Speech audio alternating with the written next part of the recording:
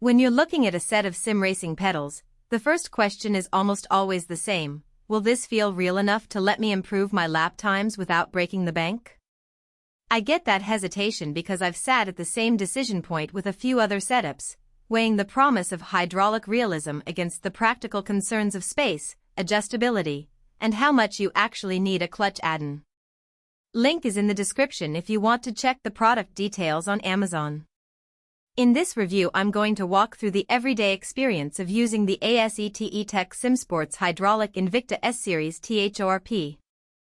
2 pedals, point out where they truly shine, and explain exactly who will get the most bang for their buck and who might be better off looking elsewhere.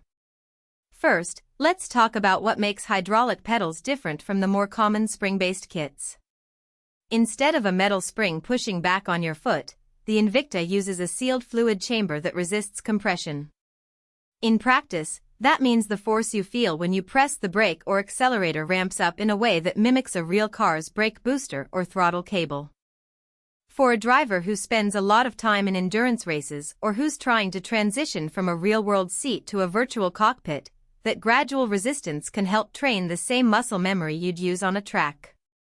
In my own testing, the brake pedal gave a smooth, almost buttery feel as the piston moved through its range, which made modulating brake pressure on wet laps feel much more intuitive than the click-and-pop sensation you get from a cheap spring kit. Adjustability is where the Invicta really tries to set itself apart. The pedal arms can be slid forward or backward, and you can tilt them to line up with the exact angle your feet naturally take when you're in a racing seat. That's not just a comfort feature, it directly influences how consistent your inputs are lap after lap.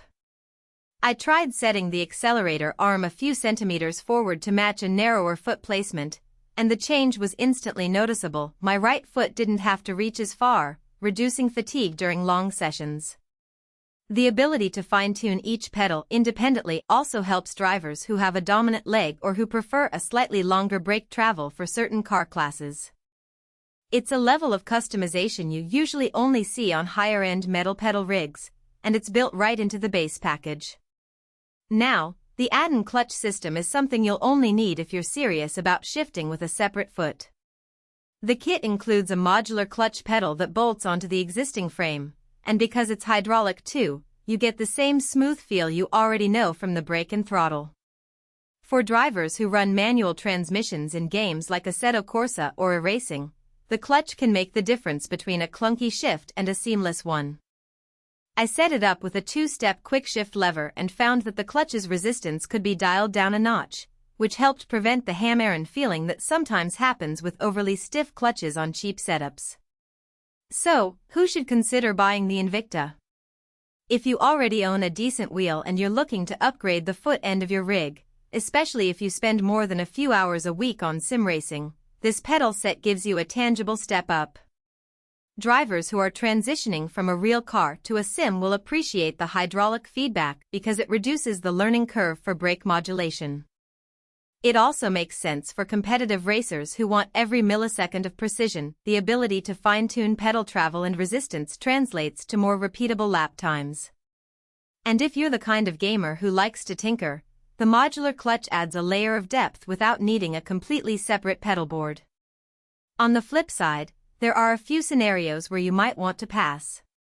First, if you're a casual player who only races once a week on a couch setup, the investment may feel excessive. The hydraulic system is heavier than a spring kit, so you'll need a sturdy desk or a proper sim racing cockpit to mount it securely. If your space is limited, the extra width of the hydraulic arms could become a nuisance. Also, because the system relies on sealed fluid chambers, there's a small chance of a slow leak developing over years of heavy use. Not something you'll notice immediately, but it's a maintenance consideration that spring pedals simply don't have. Finally, if you're looking for a plug-and-play solution that works out of the box with a console, you'll be disappointed. The Invicta is designed primarily for PC rigs with a compatible wheelbase. Let's break down the practical strengths in everyday language. The hydraulic feedback gives you a more realistic feel, which directly helps you learn to modulate inputs the way you would in a real car. The adjustable arms let you match your personal ergonomics, reducing foot fatigue during marathon sessions. The modular clutch is a nice